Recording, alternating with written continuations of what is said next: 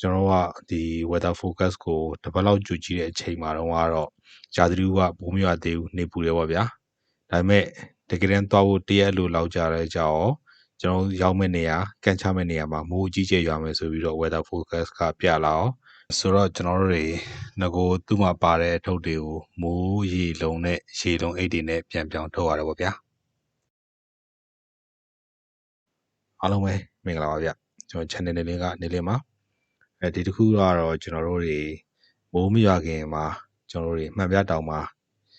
ညအိတ်ကန်ချခဲ့တဲ့အကြောင်းလေးကိုရိုက်ပြတာဖြစ်ပါတယ်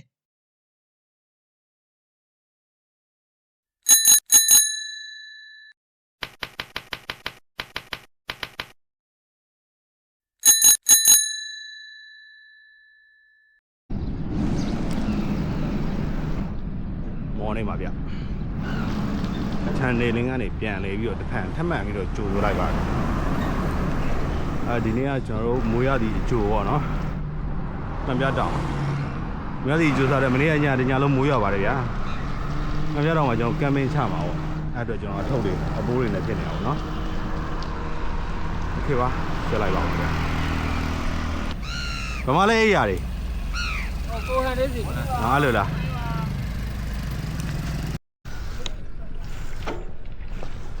ကိုလင်းကျွန်တော်တို့ရောင်းစားမှုလားမသိဘူး။တပိတ်ဆိုင်ကိုခေါ်လာတော့စက်မှုစုံနဲ့ရောင်းနေ။အထုပ်တွေနဲ့လို့ပြောတယ်နာမည်က။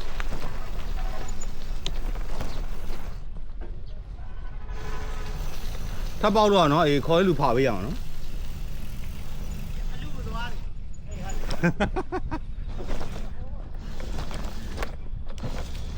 ။ဘာတွေတော့လို့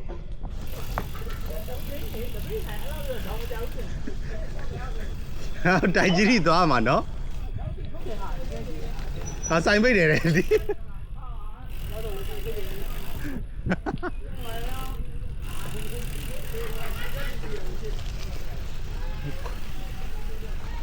ခေါ်ရလူတွေငါခေါ်ရလူတွေငါ့ကိုပြန်တည်ပေးရမယ်ပေါ့ပါလိ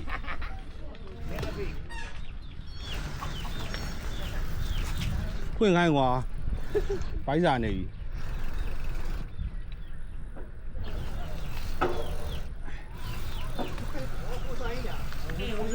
ဟုတ်တယ်ဟိုဆိုင်တင်းသွားပြီအဲ့ဒါရောင်တာသွန်ရောင်းမှာပဲစောက်တော့မယ်အောက်မဆုံးတော့ဆိုရင်သွားခဲ့ရတကားဝယ်ပါမရဘူးကျွန်တော်မနေ့ကစာပြီးတော့ပြန်ထပ်လာပြီပေါ့နော်ဒီမှာတင်နေဒီနေ့ကျွန်တော်တို့ကဒါဘယ်လိုပြောမလဲတိုက်ကြီးပေါ့ကျွန်တော်တင်ပြီးဝဲဘလော့ပါပဲတိုက်ကြီးကျွန်တော်မှန်ပြတောင်ထက်ရဘုန်းကြီးကျောင်းမှာပေါ့နော်ကျွန်တော်ညားအိတ်သွားကြမှာပေါ့လိုက်ခဲ့ကြပါငွေရသည်မြင်ဝင်းပေါ့ဗျာဒါကျွန်တော်ရွှေပြည်သားနောက်ခွန်းဆက်တယ်ပေါ့နော်ရှင်းပါဆိုကျွန်တော်လေးလန်းအစဒါဆိုရင်မော်ဘီနယ်ဖြစ်သွားပြီပေါ့ခေပါဆက်လိုက်ပါဦး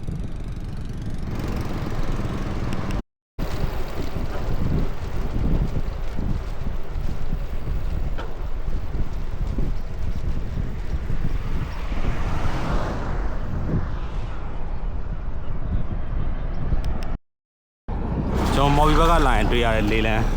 အစမြင်ခွင့်လေကျွန်တော်ပုံမှန်ရိုက်ပြနေရဒီခါကျတော့ငွေရသည်အစဆိုတော့သူတို့စပါးဆိုင်ဖို့တဲ့ဘာညာပြန်လုပ်ထားတာတန်တေးချောင်းတော့မသိပါဘူးထဲမထိုးရသေးဘူးโอเคပါဆွဲလိုက်ပါအောင်ဗျာ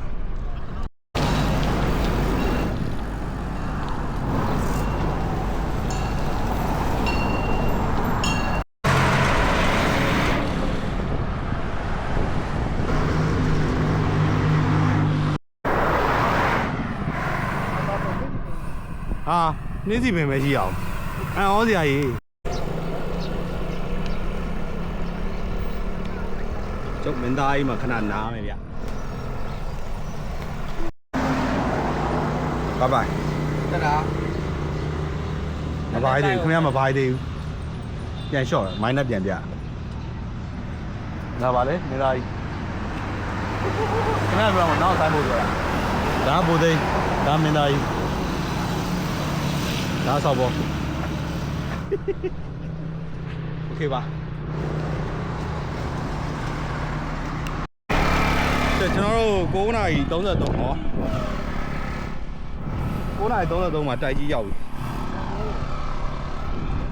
ခိုးချရတယ်လာပြီးတော့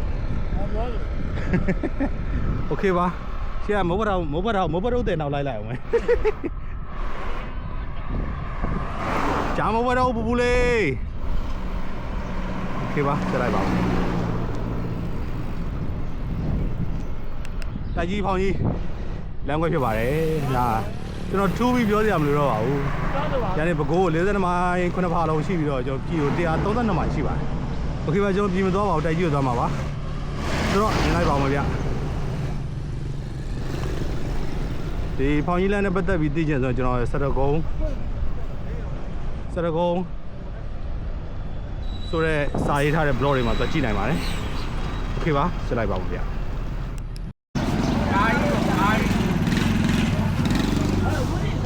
နဲ့ထိပြန်ထွက်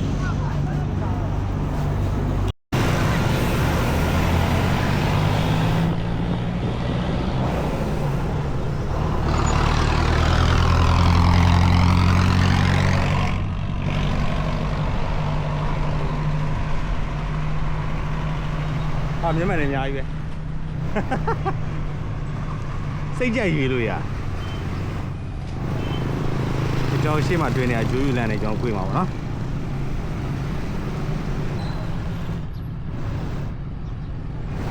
ဘုရားကလောင်ကဒီလမ်းကခင်တော့ကျွန်တော်ဟိုဘက်ကသွားပြီးတော့ကင်ကွာဆိုတော့နေမှာပြီးနေလိုက်ပါအောင်မယ်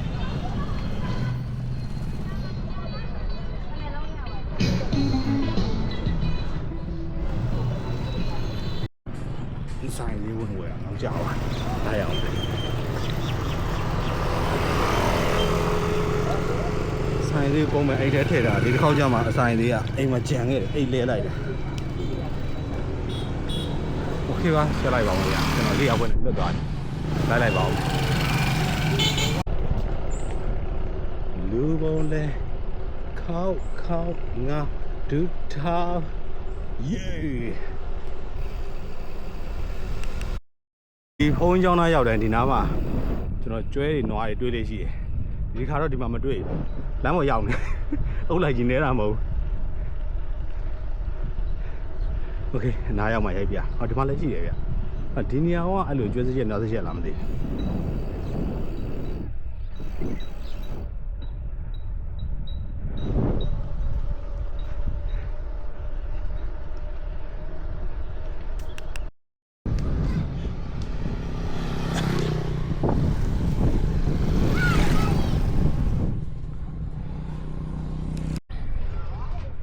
တခုရဲတော့လေလန်းစုံပေါ့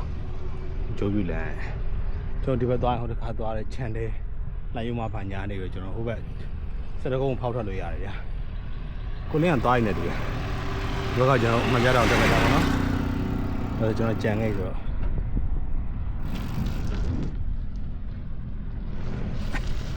တက်လိုက်ပါမယ်ဗျာကုန်းတက်ကြီးမို့လို့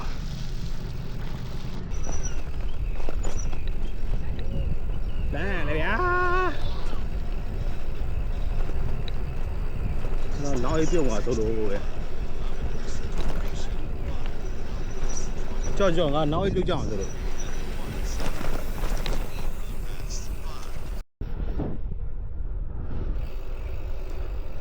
ဟာဖုန်းဝင်လိုက်ဆေးဝင်လိုက်နေကောနောက်မှကြီးပဲကြောင်ပြောက်တယ်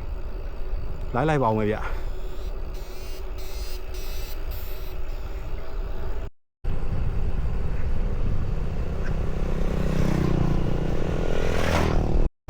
ကိုလင်းအပြည့်နောက်ကြအောင်မယ်ကိုလင်းပြောတာအပြည့်နောက်ကြအောင်မယ်လို့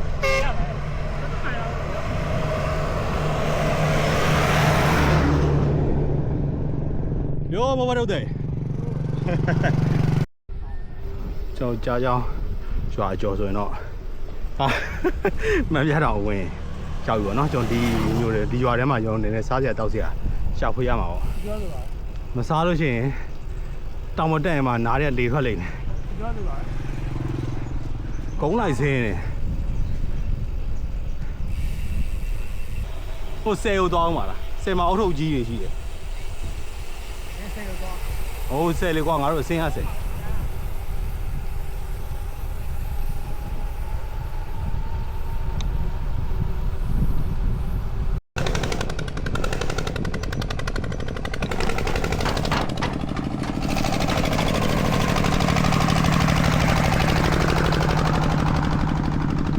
ရှေ့အကြောင်းဒါတိုက်ကြီးမျိုးမျိုးစုံပေါ့နော်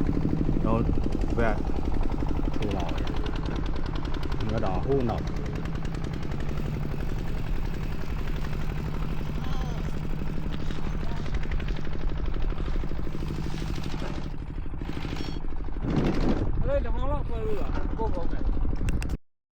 ကျွန်တော်ပုံမှန်သွားနေကြလမ်းဟိုဘက်ကြားလေးတွေမှာပေါ့နော်ဒါတော့ကားလမ်းပါအဲ့တော့ကျွန်တော်တက်လိုက်ပါအောင်မယ်ဗျဟိုးရှိမှလမ်းလေးတွေ့နေမရောက်သေးပါဘူးတက်ရမှာပါမနေရသေးဘူးမောနေပြီလုံကြအောင်လို့โอเคပါဆက်လိုက်ပါအောင်ဗျကျွန်တော်ရှိမှတွေ့နေအဲ့ကားလမ်းအဲ့ထိတ်စွန်းကနေပြီးတော့ကျွန်တော်ဘယ်ဘက်ထက်ချိုးပါမှာ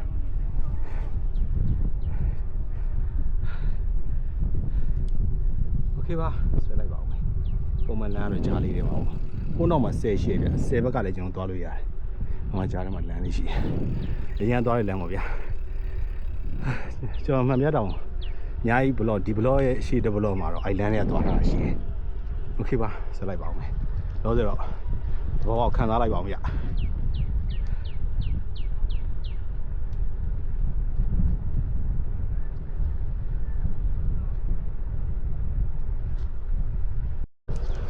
လမ်းကွေ့တဲ့အတိုင်းကိုလိုက်ဝါပြီးကြည့်မယ်ဆိုရင်တောင်တက်လမ်းဟိုဘက်ထိပ်မှာရွှေအောင်စီလေးရှိအဲ့ညာကြီးတက်အောင်နော်โอเคပါရှိမှတစ်ခွဲဆင်းလာကြမင်္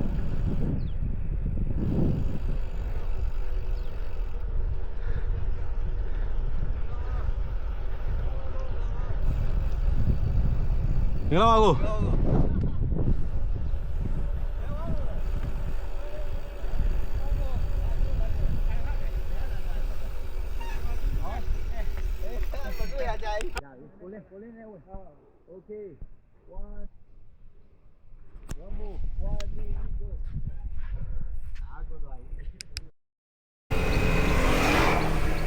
လမ်းနေတော့ရှိုး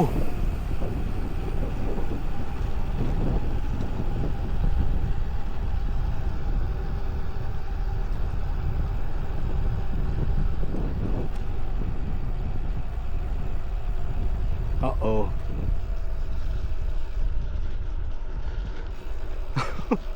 နားရောက်လေမတ်လာလေနားရောက်လေမတ်လာလေပဲ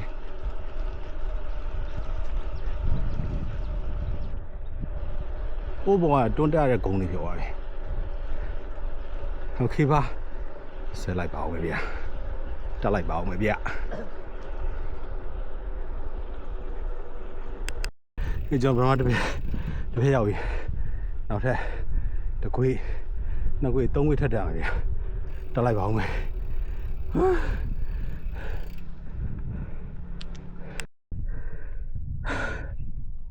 မကွာတယ်လို့စင်အကြောင်းလာခဲ့တယ်လမ်းတောက်လျှောက်တက်လာ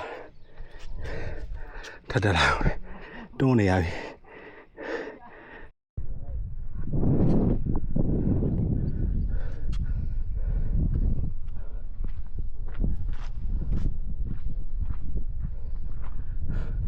ဒီတော့ဆက်တက်မှာပါလိုတော့လိုသေးတယ်ဒါတောင်းအောင်ဟိုဘက်ချမ်းမှရှိရနောက်ကွေးမြောက်မှာဟိုင်ဟိုကွာနေလို့တင်လာလေးပါ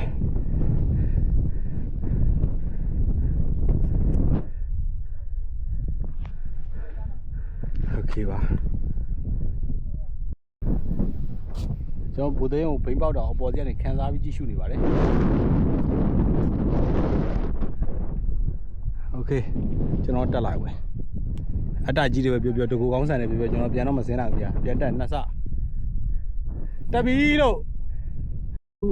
စီဇန်လေးကတော့ကျွန်တော်တို့အခုကဆိုရင်ဖင်ကုန်းတွန်းပလန်လေးဖြစ်ပါတယ်ကျွန်တော်လည်းတွန်းနေရဆိုတာဝိတ်ပြင်းနေဆိုတော့ပိုတွန်းရတယ်တွန်းနေအောင်ရောင်းနေတွန်းမယ်နေဘယ်လိုတက်လိုက်တယ်မှာဟမ်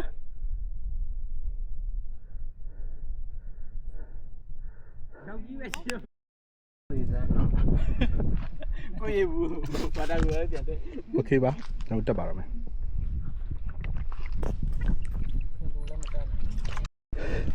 တနာယူ မာရသမ6ကီလိုနှုံးနေနေတာရောက်ပါပြီလူလည်းဝီခေါ်နေโอเคပါဆက်လိုက်ပါဦးမယ်ဘိုးကြီးနန်းနန်းအောင်ရောက်ပြီဆိုတော့ရောက်ပြီပေါ့ဗျာ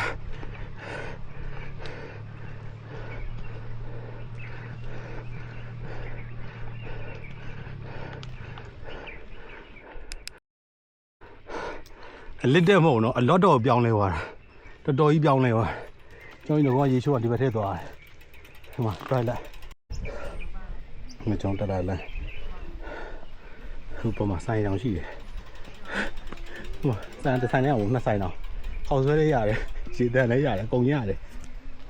လူမိုက်ငါတို့ကဘိုင်လဲလူမိုက်တွေတော့အချင်းပြောက်သွားမယ်မင်းနေတာအရင်ဘိုသိန်းတွန်းလာတော့မမြင်ဘူးဘိုသိန်းတွန်းလာအောင်မင်းလည်းမြင်တယ်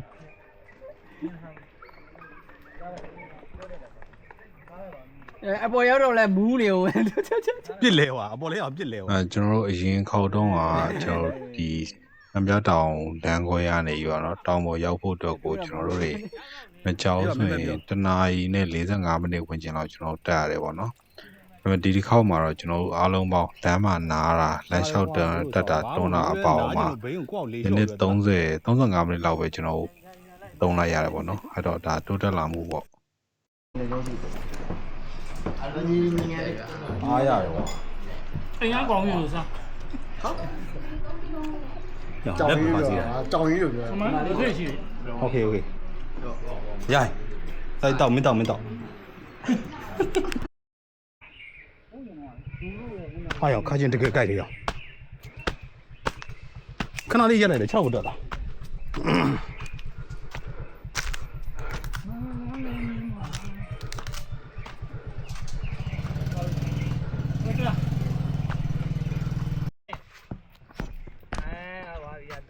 စိုက်ဝိုင်းအောက်ကိုဘောဖျားမပါတော့ဘူးလေ ဒါပါလေ ဒီမှာဒီလိုနေဆိုင်တယ် အရင်မော့ မုံ တူတူလေးဒီဘက်တူဟုတ်မှန်တော့ အဟုတ်တော်လေး ဘယ်လိုဖြစ်လို့မောင်းထုံနေတရားတည်း အဝါရှိလို့လိုက်ပါကဲကိုလင်းကတော့ဒီကနေ့လေးစီကို မိမကြီးရင်ဝင်နေကိုပြန်သွားပြီโอเค ဒီနေရာမှာကိုလင်းကိုတိုင်တင်ထားတဲ့ post လေးနဲ့သူရဲ့ရင်တွင်းရခန်းစားချက်လေးကိုကျွန်တော်နည်းနည်းလေး share ပေးခြင်းပါတယ်ဗျ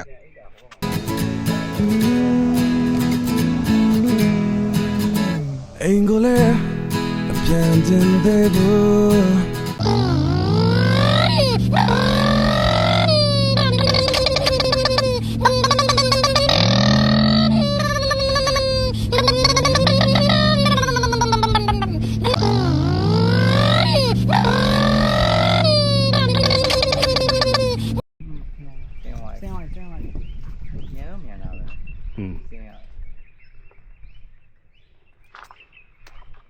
ကျွန်တော်တို့ဘာကြည့်ကိုလင်းကိုကြည့် မွေးလင်းကိုကြည့် ဆင်းသွားပြီဒီ line လေးပေါ့ အိုးဝင်လာပါဟာပဲကိုလက်ကိုလင်း မိမနဲ့အဆင်ပြေပါစေမိမအရန်ချစ်ပါစေ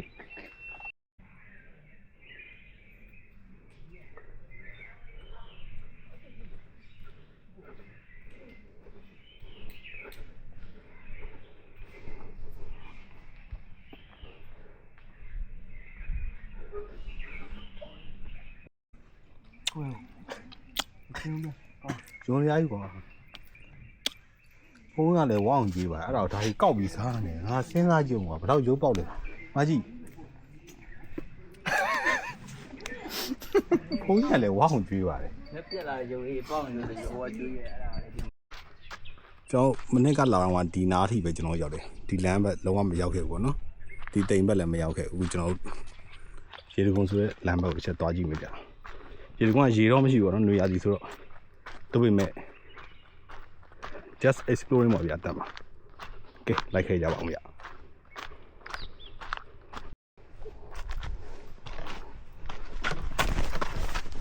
မလီ ငါလုံးဖက်နဲ့မရဘူးလေဒီဖက်နဲ့ဒီဖက်နဲ့မရဘူးဒီဖက်နဲ့မရအောင်တော့ချောတယ်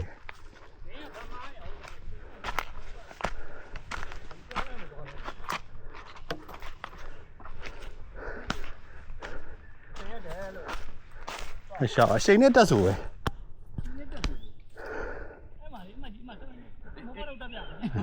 မော်တော်လည်းပေးကုန်နေရပြီ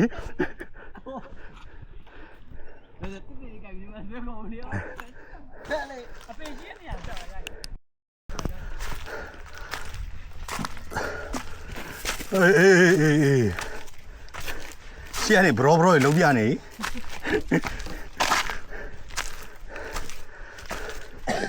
ဟာချောင်းနေပါစို့ဆက်သွားမှလမ်းလားတီး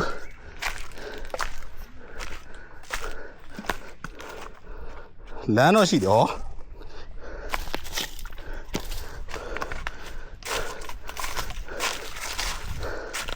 မလေး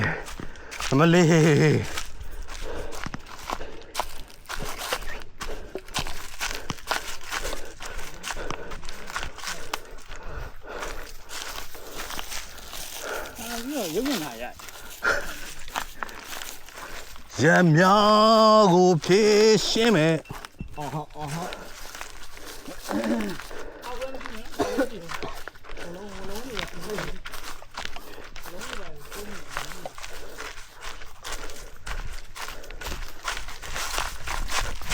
ဟေးလာပြီဟေး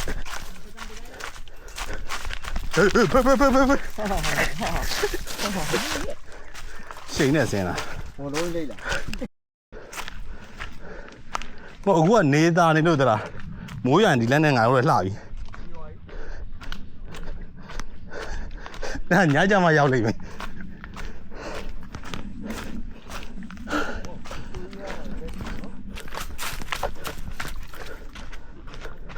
โอเคโอ้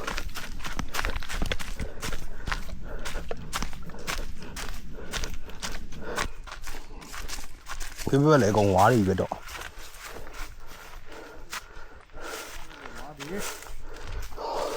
ဝလှအိုးသစင်းလုံးမဲလားဟဲ့ငါအစင်းတော်မောနေအစင်းကိုမောနေ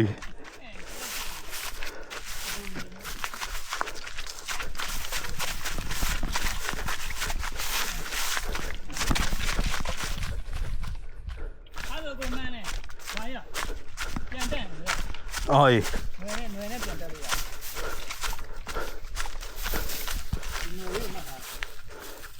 အိုးကဲကျွန်တော်စင်းနဲ့ဒါဒေတာခေါ်ကြောက်ကြရေးတကွန်ဟုတ်ပါဘူး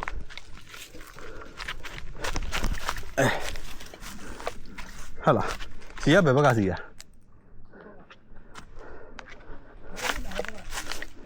ဟာစီရဒီဘက်ကစီမှာပေါ့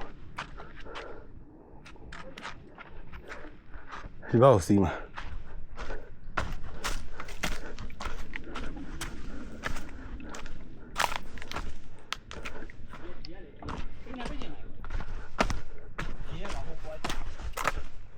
ဟာလား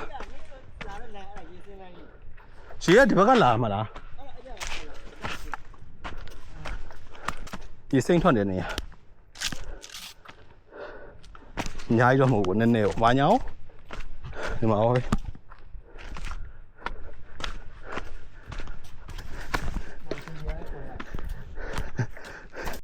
တကယ်အကောင်ကြီးပါနေရသလားကြီးပါပြီးထွက်လာတော့မသိရင်သူကနောက်ကျနေသူဘာလို့လဲဘလုံးလေးပါရိုက်ပြီးလိုက်လာနောက်ကဘာညာရောပေါ့ဝိုင်လားကောင်းလားရောအေးဝယ်လာဖို့မေ့သွားတယ်ကျွန်တော်ဆက်ပြီးတော့ explore ကြတာပေါ့ဗျာ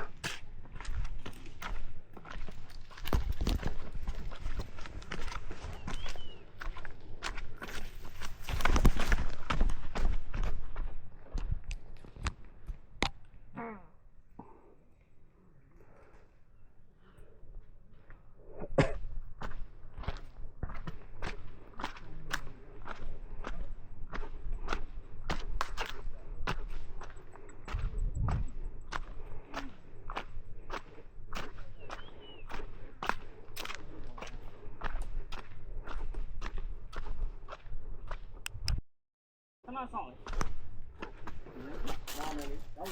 ညတက်ပါလေဒီလေးရှိတယ်ဒီလာတော့မယ်အကြည့်နေကြတာအဲ့ဒီ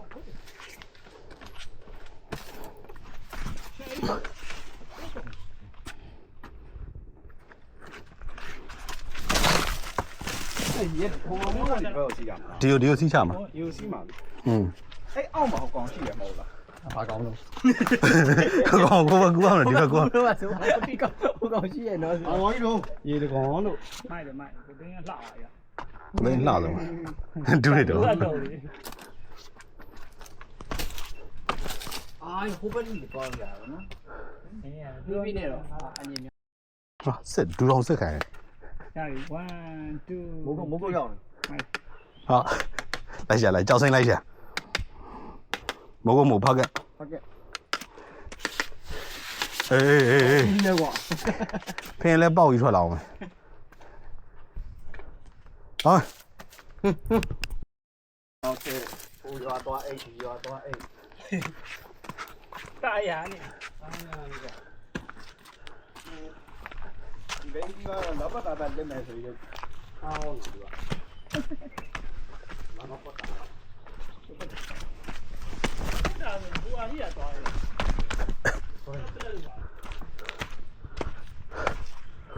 ရေဘူးထားခဲ့ ဟုတ်တယ်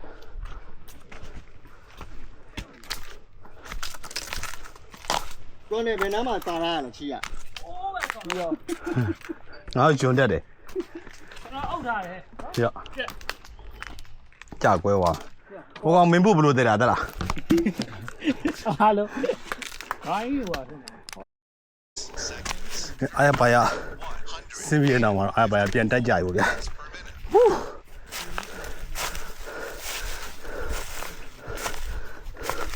အတက်ကပုံညောင်းနေပြီ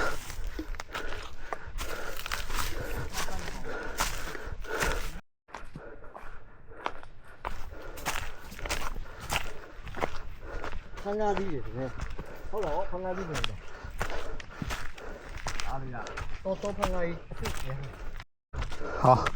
အစင်းလာပြီဒါအစင်းဆိုကျွန်တော်လူခွဲဆင်းမရဝင်တိုင်းမှာဆိုတော့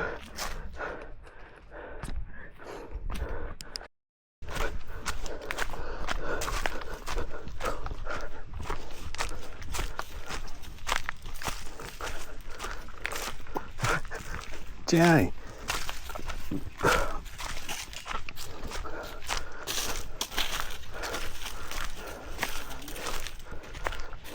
ပင်ကြီးရတယ်ရှိရဟမ်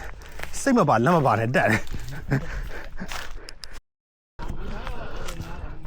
ဘာရောအပင်တွေပါဆွဲချပါဒ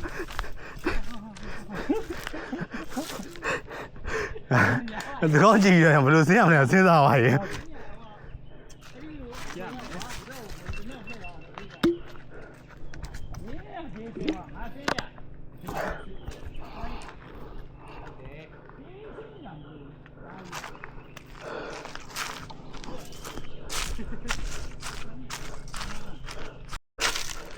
ကဲနောက်ဆုံးတော့ညီညာပြန်ပြူတဲ့လမ်းလေးပေါ်ပြန်ရောက်ခဲ့ပါပြီ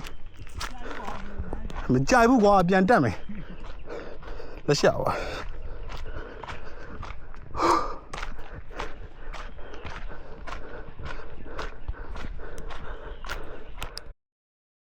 ခြေသွားရှုံးမယ် ဒီချိန်ကြီးကိုထောက်မှာယူနေ ခြေသွားစိတ်မယ် နေဆောင်မ နေဆောင်ပါ နေကုံမချူ ဟောမိုင်းလိုက်လား နေဆောင်လိုက်တော့ ကျွန်တော်အချိန်ကတော့4 နာရီ 38ဆိုကျွန်တော်ရေချိုးဖို့အချိန်ရောက်ပြီရေချိုးဖို့ဆင်းလိုက်ပါဦးမယ်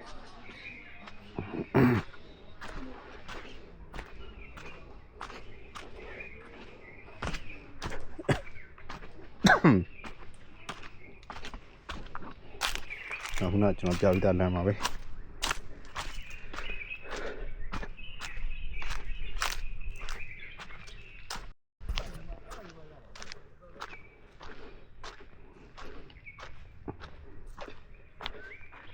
ကျွန်တော်ဒီဘက်ထဲဝင်သွားပြီးရေတချိုးတာ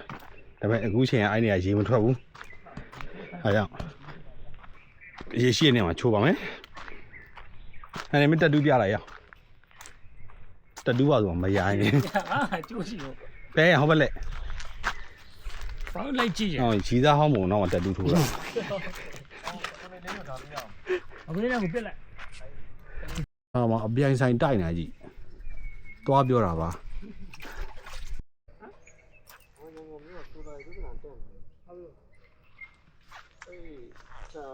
ဘာလဲ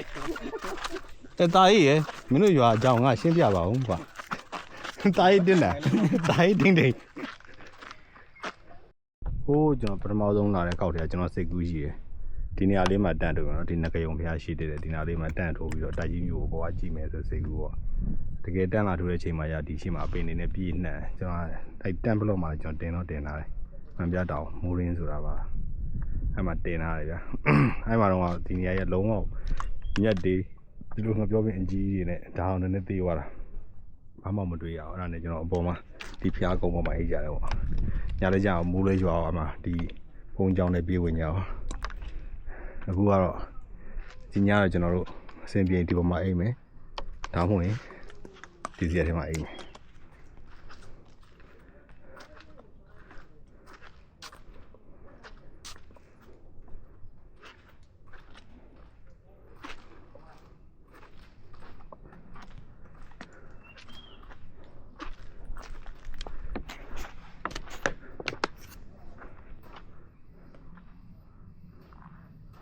ဒီအပင်လေးကွယ်နေတဲ့အရှိဟိုဘက်မှာကျွန်တော်မြို့မို့ရွှေတောင်ရှိတယ်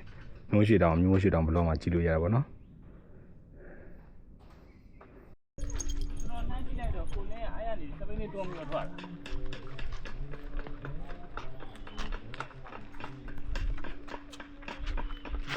ာဆန်းဆက်ကြည့်ဖို့တော့မှထမင်းစားပြီးကြည့်နေတော့မိတယ်ဒါနေရတုံးဝင်တော့သေးဘူးပကံမှာလိုပဲ လူကအိတ်ရှင်နေရမဝင်သေးဘူး9နိုင်တော့ပေါ့ကွာညာနတ်တာနိဗ္ဗာန်တသယောဖြစ်စေရောလူပါခင်ဗျာဟောတူပါလို့ခေါ်လိုက်အားလုံးသာဓုပါရှင်ဗျာပေါ်ဒီတော့ဒီမှာကျမ်းချမ်းသာလည်းပြကြပါလိဒါနာကျဘာသာကျဆက်ရဖို့တေဘုထံပြောနေပြကြပါလိအတူရဲ့လည်းမှာလူလည်းပုဂ္ဂိုလ်တူဖြစ်တယ်ဟောဝါကြည့်နေစမှုလို့ဝင်းမြေဆုံးဒီလိုလုံးငါ့ဟုတ်လားမိုင်းဝတ်သားရမယ်ထဲကိုထဲဘာလို့ထဲစားရတာမစားရတော့စားရတယ်စားရတယ်ကျွန်တော်အပြင်ကနေအောင်နေထောက်ကြည့်လိုက်နိုင်လဲကြည့်လိုက်ဟမ်မစားဘူးဟိုင်းကျက်သား9 6ကျက်မစားအေးမစားဘူးဟုတ်ကဲ့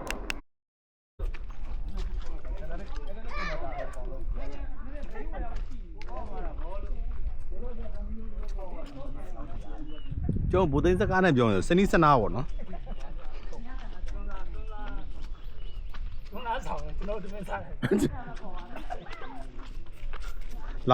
လောင်စားစု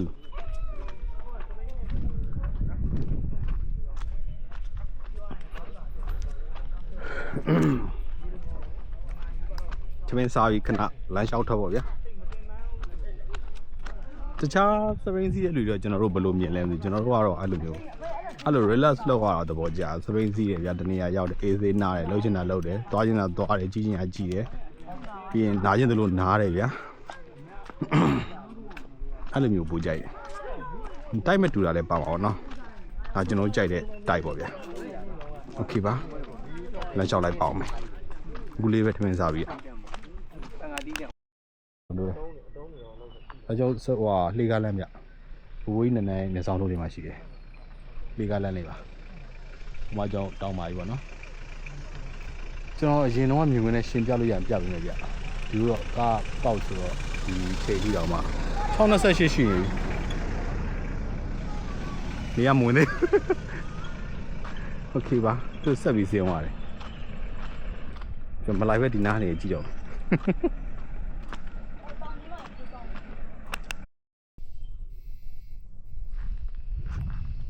ကျွန်တော်မောင်တိန်ပြိုင်ပွဲတော့ဒီလမ်းတက်လာပြည့်စရာဆင်သွားတာပေါ့အခုကျွန်တော်ဒီကတိတိအောင်စူတောင်းမြေစီဒီအဲ့တော့ကျွန်တော်ဒီလမ်းခင်းပြီးမှတဲတဲ့စီဒီပေါ့ဗျာ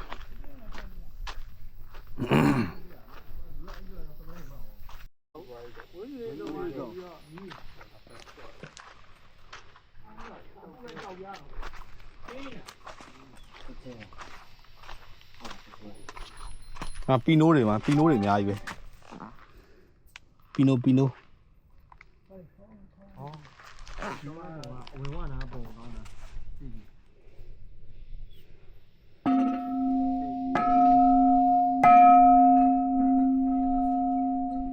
ကလေးလေးအတွက်ရည်စူးပြီးတော့ ဘဒိုနေလေးမှာ3ချက် ပီနို မင်းသွားလို့ရတယ်အောက်တော့မဆင်းတော့ပါဘူးကောင်းကြီးရအဲ့လိုမကြီးရဘူးတားရတားရနာရောဝတီးရခဏဆောက်ဘယ်ရမေးလို့ရဟိုမှာဟိုကားတော်မှာကိုသူ့ဆင်းသွားကြည့်ဟာကပါရီကြီးနဲ့ဆင်းသွား ဘရိတ်ရန်ဖြစ်ရင် တက်ဆင်းတော့ရှိနော်ဒီကအတက်ဆင်းဟမ်းမို့တော့ရှိတယ်6နာရီခွဲနေတယ်ဗျ6နာရီခွဲအလင်းအောင်လဲကြည့်လိုက်အောင် နင်းအောင် 6နာရီခွဲကောင်းကောင်းမြင်နေရတယ်တယောက်နဲ့တယောက်ဆောက်ဖို့ကြီးပါဒါလေး ကားပေါ်ကနေစကားပြောဒီကကြားနေ တောင်းပေါ်မှာခင်ဗျားတို့က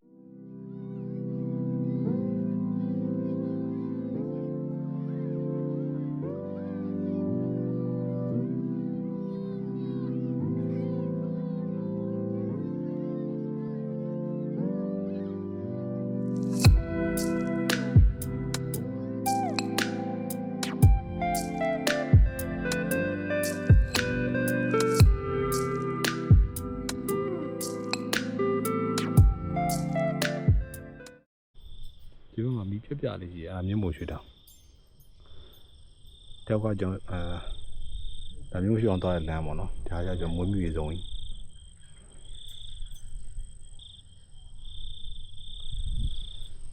ကျွန်တော်တက်နေလိုက်ပြကျွန်တော်ကနေပြမယ်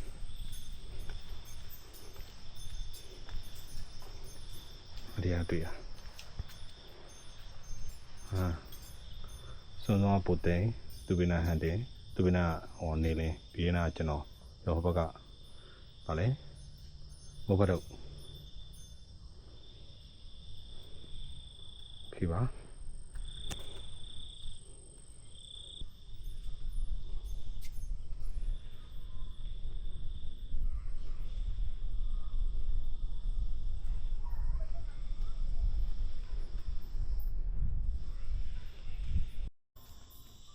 အေးမီးရတော့တယ် ရှိုက်ထားတယ် ပြီးအောင်ထားကုန်ပြီတော့9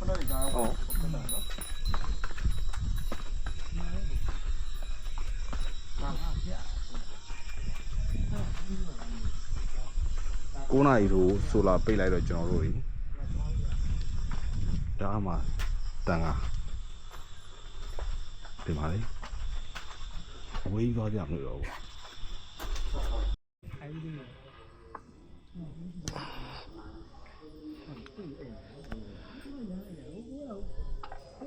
ကျွန်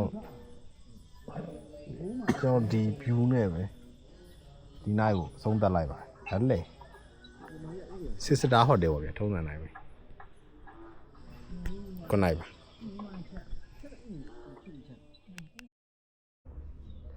ဟုတ်မယ်မော်နေပါဗျကျွန်တော်ညာအိတ်ခဲနေရာလေးပေါ့ကျေးဇူးတင်ပါတယ်တော့ကုန်တင်ပြီးပါဆိုရင်မပြန်တက်လို့လက်တက်နေပြီတော့တက်လိုက်ပါအောင်မယ်ဗျ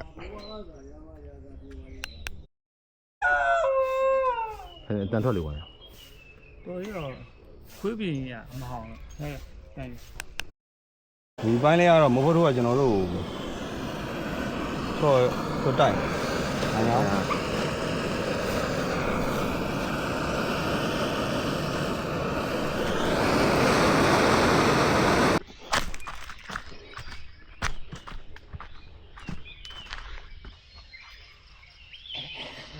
တရိษံတွေကိုလှည့်စားပြီးခေါ်သွားတာလှည့်စားပြီးခေါ်သွားတယ်ကောင် finish all finish ကျွန်တော်ခောက်ဆွဲရည်စိမ်ဒီချောင်းဆင်းมาတော့မပြဆင်းဆိုတော့ဖြည်းဖြည်းဆင်းရတာပေါ့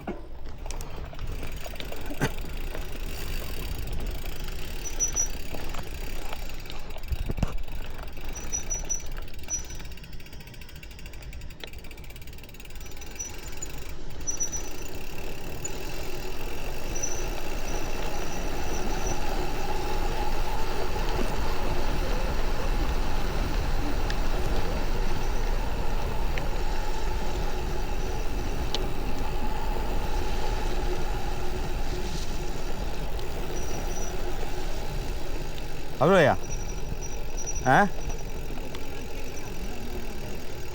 စင်ပြေဘူးလားစိတ်တော့ရဆို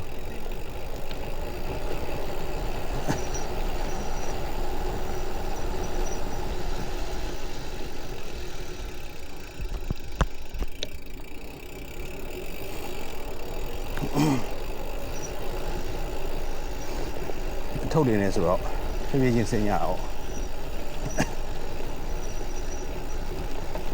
ဒါမင်းညကျွန်တော်လမ်းလျှောက်ပြီးလာခဲ့တဲ့စီရီပေါ့တိတ်တိအောင်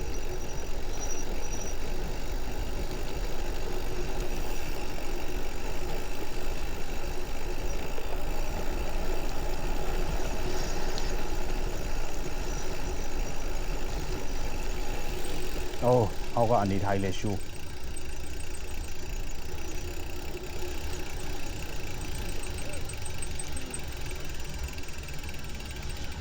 ရမ်းမတ်တယ်ရမ်းမတ်တယ်နော်အဲ့ဒီကောင်ပြောတာ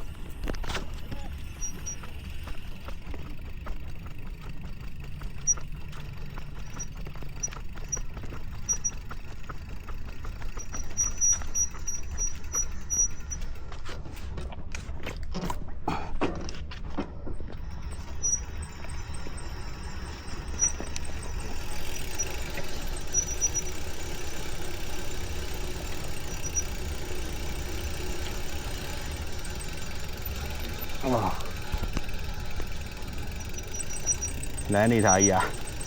အဂေါ်ကြီးအဂေါ်ကြီး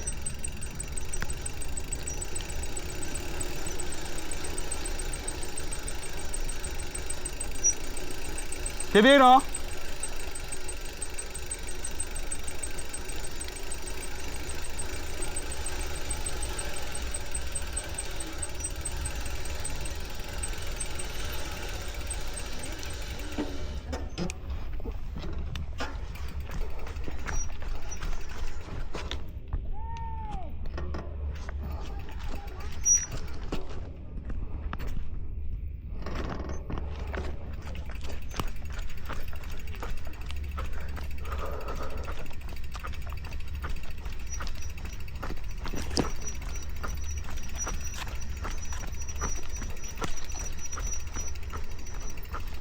ခုံနှိမ့်ထားရင်တော့ဆင်းလို့ရတယ်။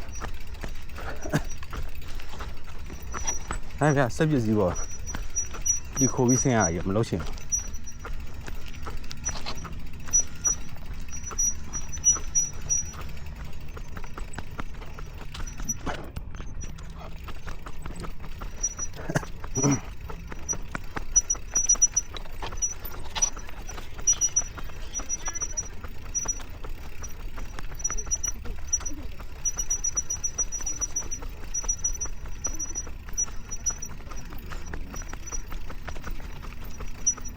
我这里把人，要不别干不行，他就去路亚好不好？嗯？ကျွန်တော်ဝိနေမလို့ပါဟာခုံမြင်လို့လေ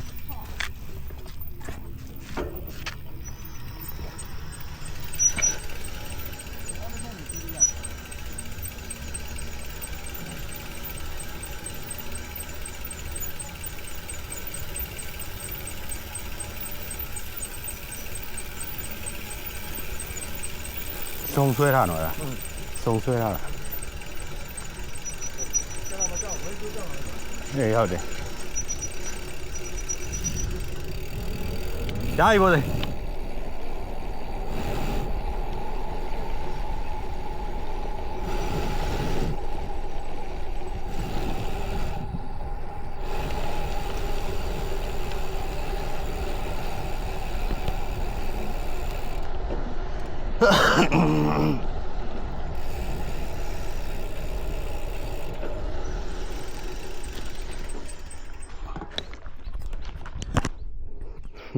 ဆင်းလာတဲ့ကုန်းကြီးကိုပြန်ကြည့်ဟိုမှာမဟုတ်တော့ဒီမမ်းပြတောင်ဆိုင်မှုပေးနာမှာဘုသိန်းရမှာဆင်းလာပြီโอเคပါဆွဲကြတာပေါ့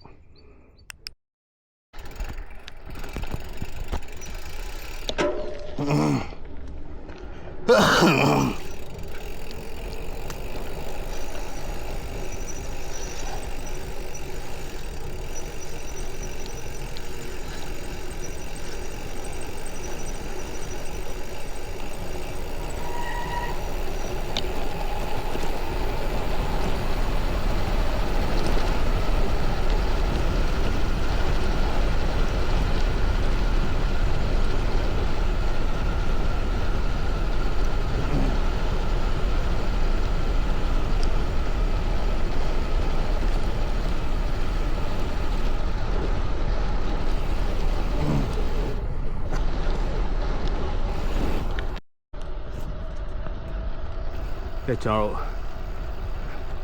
တောင်ကြီးကိုရောက်ပါပြီ။နောက်တော့ကျွန်တော်ပြန်ပြရတယ်။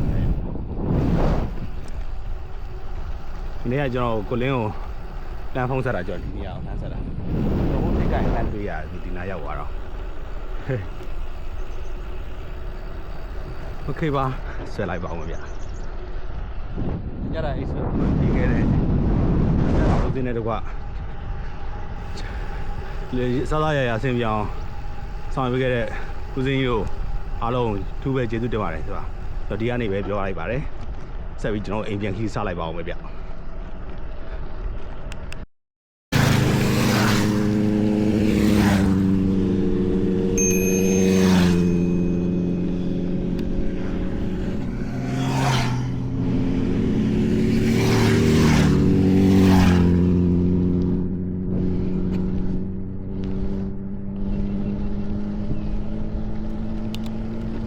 ရွာမော်နေအိုင်ချက်ချင်းစိတ်ကပေါင်းပြောင်းသွားကဲလမ်းမကြီးကိုပြန်ရောက်ပြီကြ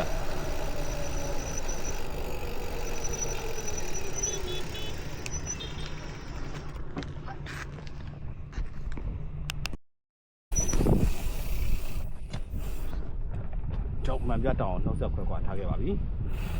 ဆက်လက်ပြီးတော့ကျွန်တော်အိမ်ပြန်လမ်းကိုဦးတည်လိုက်ပါဦးမယ်တော့ဆိုနောက်မှာမိုးခွဲထုံးနဲ့ပူသိန်းနဲ့ကြံငယ်ကိုစောင့်လိုက်ပါဦးမယ်ဗျ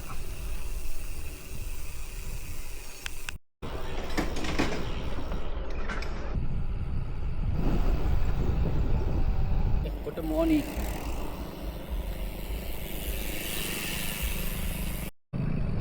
ကဲကျွန်တော်လမ်းခွဲပြန်ရောက်ပြီဗျဒီနေ့ဆိုင်ကယ်သမားတွေတော်တော်များတယ်လူကြည့်တာအဖွဲ့က3ဘက်လောက်ဖြစ်နေပြီ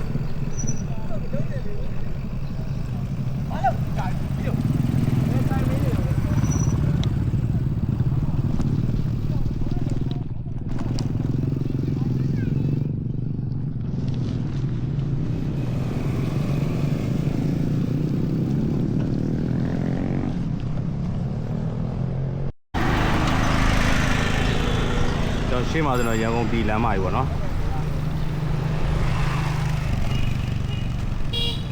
ခဏဆောင်လိုက်ဟိုနေရာတွေကကျွန်တော်ဒီလမ်းထဲဝင်တိုင်းနားနေကြပါတော့ဒီကအမတော်မှမရှိတော့ဘူးအရင်တော့ဆိုရင်ကြံရီတရေသည်စိန်ကြောင်အဲ့လိုမျိုးပြသူမျိုးရောင်းတယ်ကျွန်တော်မတွေ့တော့ကျွန်တော်နောက်အဖွဲ့ဆောင်လာတယ်ဒီနေ့ကျွန်တော်ဘယ်ချိုးမှာပေါ့နော်ညာချိုးရင်ကျွန်တော်ပြည်ပဲရောက်သွားလိုက်ကျွန်တော်တိုက်ကြီးမျိုးကနေပြန်လဲကြိုးလိုက်ပါကြီးอ่ะ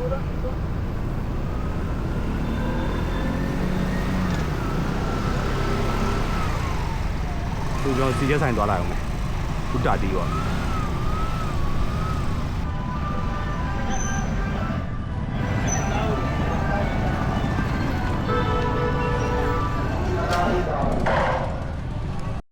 ဈေးတော့နည်းနည်းပြောင်းသွားပြီကျွန်တော်ပထမခောက်လာတော့အသား3000လွတ်လည်း3000အခုကအသားနဲ့4000လွတ်က3000ဆိုတော့အဝါစားခြင်းအသားတော့ဝယ်လွတ်ဝယ်စားပါဗျာပုံစံတော့ပြောင်းပါတော့ပြောင်းလို့မရအောင်ခေပါကျွန်တော်ပြန်มาတော့မယ်ညကျွန်တော်မြင်တာပါဗိုလ်ချုပ်ကြီးဦးနားမှာ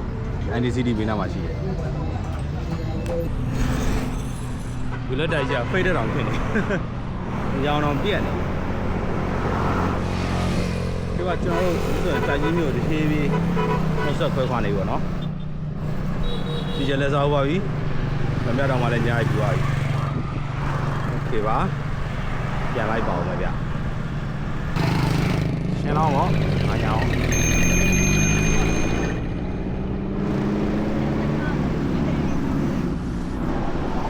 ကြီးပဲဗျာဆင်းရဲဘ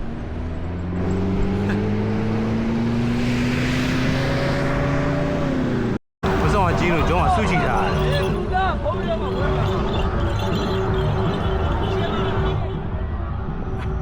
တော့ဖောင်းကြီးလန်းနေ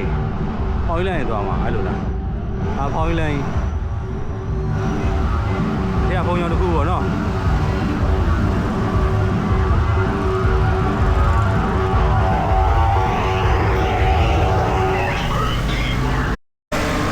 ကဲကျွန်တော်တိုက်ကြီးမျိုးကနေ officially နှုတ်ဆက်ထွက်ခွာပါပြီဗျညတာအိတ်ဆက်ခွင့်ပြုခဲ့တဲ့တိုက်ကြီးမျိုးကိုကျေးဇူးတင်ပါတယ်မှန်ပြတောင်ကျေးဇူးတင်ပါတယ်ဦးစင်းကိုကျေးဇူးတင်ပါတယ် အဲ့တော့ကျွန်တော်ပြန်လိုက်ပါဦးမယ်ဗျမင်းသားကြီးပေါ့မင်းသားကြီးကခဏလေးနားမယ်ဗျပြင်ကျွန်တော်တောက်လျှောက်မနာတော့ဘူးပေါ့နော်အဲ့ဒါကြောင့်ဒီမှာကျွန်တော် rehydration လုပ်မယ်နည်းနည်းဘာညာပေါ့ဗျ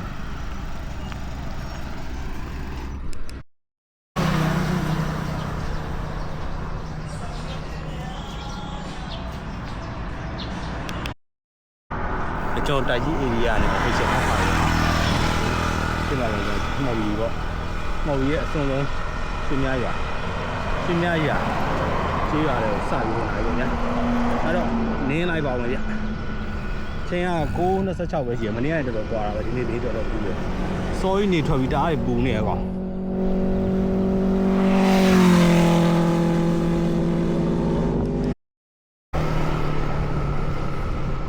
အေးစံရှာမှော်ပြီးရပါပြီ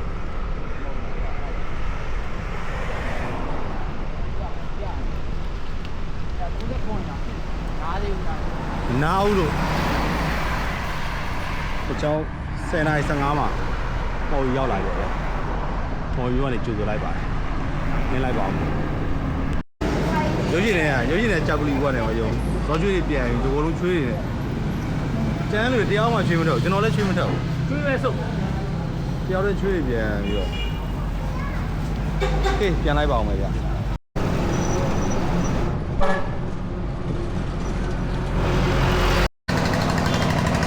လေးလမ်းပါကြီးတော့ဒီလမ်းဝါသွားဗျာလေးလမ်းဒီချိန်သွားလို့ရှိရင်ကုန်ပြင်းရွေးထွက်ကုန်နေတယ်ပျော့ပြဲဤဆက်ကုန်နေတယ်ပူလုံးအားကြီးလို့ရင်းမရှိဘူးအဲကျွန်တော်လည်းပို့ဝေးတဲ့ဒီလမ်းကိုရွေးချက်လိုက်ပါတယ်ချိန်ရဘယ်လောက်ပါဆွဲလိုက်ပါဦးဗျာ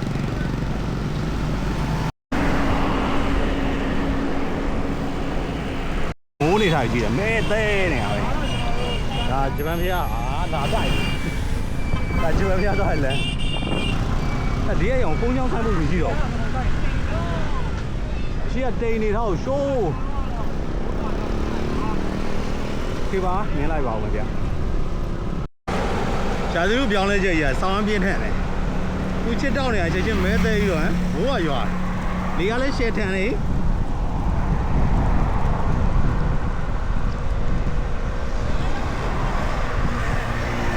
စပိတ်လေကြီးရောโอเคပါနင်းလိုက်ပါဦးမယ်ဗျပိုးချင်အောင်မိုးတွေရွာနေဘ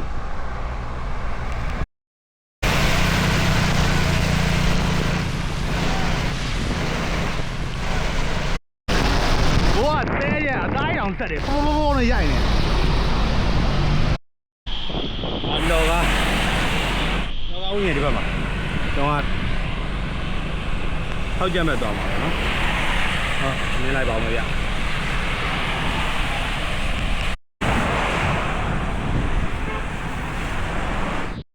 ဒီဘက်လမ်းနေတာလည်းကြည့်ရောမိုးတော်မရွာထားဘူးခေါ်ထွက်နေရပဲမိုးကလည်းပေါ်ပြီးနဲ့ထောက်ကြည့်ဟိုဘက်ဒီဘက်ကိုဟိုဘက်ကမိုးတယ်ဒီဘက်မိုးပြပါလို့ရင်တော့ကျွန်တော်ရဲ့ကွမ်တင်နှစ်ယောက်အားတိုင်း training လာစင်းနဲ့144ဆိုအဲ့ဒါအခုတော့ပိတ်ထားရောဗျာနင်းလိုက်ပါဦးမယ်ဗျာ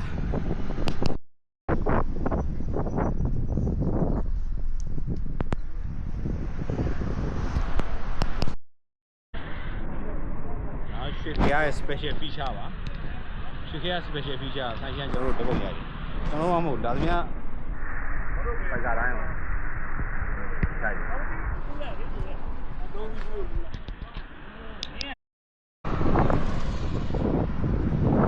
ကျွန်တော်နေလဲတာနည်းနည်းပါးဖြစ်တင်းပြီးနောက်မှာတော့အိမ်ပြန်ခီးကိုစတင်ပါပြီဒီထက်နားစရာနေရာလည်းမရှိတော့ပါဘူးအဲလမ်းမှာဟိုဖြစ်တယ်ပေါ့နည်းနည်းလေးချိန်ပို့တယ်ဆိုရင်တော့ကျွန်တော်ကိုစော်မင်းစီခဏဝင်ပြရကိုစော်မင်းဆိုတာကျွန်တော်ရဲ့စပိန်နေရဲ့ကောင်းကင်ဖခင်ပေါ့နော်ကျွန်တော်စပိန်နေမကောင်းဖြစ်တိုင်းသူစီပဲတော်ကုနေရတာစပိန်နေဆိုတာလက်ရှိစပိန်ရောပဲโอเคပါဆွဲလိုက်ပါဦးမဗျဝါတလူနေရတယ်ငါပို့ဆိုးသွားပြီငါကုံဝေလေးနဲ့မှဒါပဲနေအောင်ကွာခိုင်းတက်မို့လားခိုင်းမတက်ဘူးဒါအဲ့တဲ့ပါပါတော့ဖင်အောင်ထိုးတယ်ပါဟောဖင်ကောင်းနဲ့ထဲလွယ်လွယ်လေးဝင်အောင်လှရန်နားရညီးနေနော်မြင်နေကက်နေနော်နည်းနည်းတော့ ကျွန်တော်တို့ယူစရာရှိတာယူပြီးပေးစရာရှိတာပေးပြီးတဲ့နောက်မှာတော့ကျွန်တော်ပြန်နေပါပြီဗျကျွန်တော်ဆိုကျွန်တော်ပေါ့နော်ကျန်းလူတွေကနောက်ခါဆိုတော့ဒီခါလမ်းကြောင်းမတူကြဘူးဘာပြောကျွန်တော်တင်သမျှကိုဒီနေ့ထိစိတ်ညစ်ညူးခြင်းမရှိဘဲနဲ့ကြီးစုပေးနေတဲ့လူရောက်စီတိုင်းကိုကျေးဇူးတင်ပါတယ်ခါလေးမှဝင်ကြည့်တဲ့လူတွေကျေးဇူးတင်ပါတယ်အခုမှရောက်လာလူအားလုံးလည်းကျေးဇူးတင်ပါတယ်ဗျဒီ vlog တွေကိုကျွန်တော်ရိုက်ပြီးတော့ကြည့်မဲ့လူမရှိဆိုလဲကျွန်တော်ငပေါ်ကြီးဖြစ်နေမှာကျွန်တော်ရိုက်သမျှကိုဘာပဲရိုက်စိတ်ရှိလက်ရှိနဲ့ကြည်ပြင်းနေတဲ့လူရောက်စီတိုင်းကိုလည်းကျေးဇူးတင်ပါတယ်ဗျကဲကြာငယ်မွေရသည်ရောက်တော့မယ်ဆိုတော့ကျွန်တော်မွေရသည် vlog နဲ့တူပြန်လာခဲ့ပါမယ်ဗျကျွန်တော် channel လေးကနေလေးမှာအားလုံးပဲစိတ်ချမ်းသာကိုယ်ကျမ်းပါခြင်းနဲ့ပြည့်စုံကြပါစေအားလုံးပဲနေကောင်းကျမ်းပါကြပါစေဗျ